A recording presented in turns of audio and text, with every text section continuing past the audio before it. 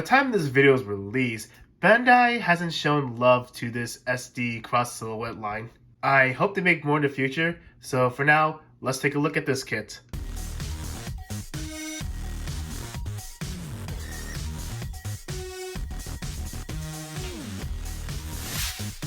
How's it going, guys? It is Plastic Disasta, and today I am going to do the review of the SD Gundam Cross Silhouette Freedom Gundam from the anime series Gundam Seed and Seed Destiny. Now, I'm going to be honest with you, I wasn't really hyped to get this kit, but knowing that this is an SD Cross Silhouette line, of course I had to get it because it has really good engineering. Check out the Wing Zero Endless Waltz version and the Barbados Lupus Rex review. So taking a look at the box art, we have the Freedom Gundam opening its wings, pulling out its sword, and it always says it only comes with the SD frame. I do have the cross silhouette frame for this kit, but I'm just going to review it as it is. You look at this side of the box, it shows the cool gimmicks, the action poses, and what you can do with the cross silhouette frame. And on this side of the box, it shows the gray color separation of the head and the rear and front shot of the kit. Cracking open inside the box, we are greeted with 3 bags of runners and the manual. Looking at the cover of the manual, we see the kit in the cross silhouette frame, the weapon layout, SD frame, and right down there is an advertisement for the other SD cross silhouette line, and of course the cross silhouette frame. And of course you're going to be using all of the parts. Starting off with runner A1 is going to be the white inner frame parts. B1 is going to be a multicolored runner. You got the blue for the wings and the white for the head and the skirts. Runner B2 is going to be another multicolored runner. We got the yellow, we got the blue, we got the big chunk of white, and hold up, is that a beam saber molded in white? And of course you have this bluish gray. You also have runner B3, which is a copy of this chunk of a runner. Runner C1 is going to be the dark gray parts. Runner C2 kind of looks like black with a tint of blue. Now I know on camera it doesn't look like it, but if you have it on hand, you know what I mean. C3 is going to be the red parts. Finally, a reasonable size sticker sheet. So that about wraps up the unboxing. From what I can tell, it does look like an interesting and quick build. I'm not going to do any detail painting because I have plans for this kit, and I'll see you guys after the build. And here is the Freedom Gundam all put together, and like any other SD cross silhouette kits, they are really easy and simple to put together.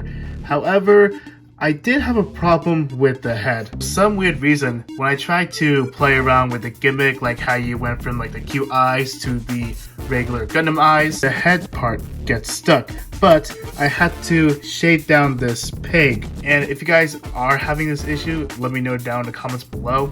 But other than that, it's an easy fix. Now moving on to seam lines. Now keep in mind, if you really want to get rid of seam lines, you're going to have to commit to the inner frame. Because once you get rid of it, you can't swap out the inner frame. Starting off with the head, there's one going up and down. Both of these arms have a seam line, but they could go as a detail. And you have a seam line going up and down on the leg. For sticker placement, you have the eye sticker, which I already applied. The small metallic blue sticker goes onto the forehead, while you have this big metallic blue sticker that goes onto the back of the head. This red sticker right here goes onto this part of the chest. The number 5 stickers, they go onto the shoulders.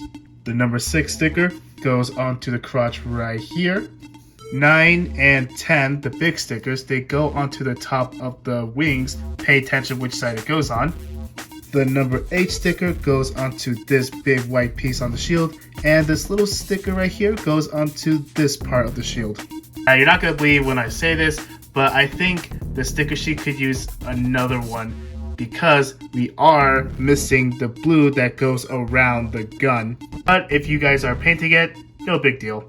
Since I'm already holding the gun, starting off with accessories, here is the Freedom Gundam's beam rifle. The secondary handle can move side to side. Next up, you have the Freedom Gundam shield. It does have the handle, and it is on a ball joint, but it wiggles just a bit. Hey guys, editing Plastic Disaster, you missed me? Well, it turns out I was wrong. It's not on a ball joint. It's a peg. Also, can we appreciate the color separation on the shield? Well, minus the red colors. Next up, you have 2 beam sabers, or toothpicks, you want to call it that. And of course, if you are painting it, you can easily put pink on it. And if you guys are going to do an out-of-box presentation, well, you are out of luck. And of course, you can combine them to make it look like a Darth Maul lightsaber. And the last two accessories I'm going to look at is on the Gundam itself. Starting off with the one on the side skirts, so you're going to bring this back piece up, fold out the barrel, and bring this up, and you can do the same thing to the other side. And the moment you've been waiting for, the railguns on the wings. Bring this white piece up, fold it down, move it forward, and you might want to push this a little further down, and you are going to spread the wings, and of course you're going to do the same thing for the other side.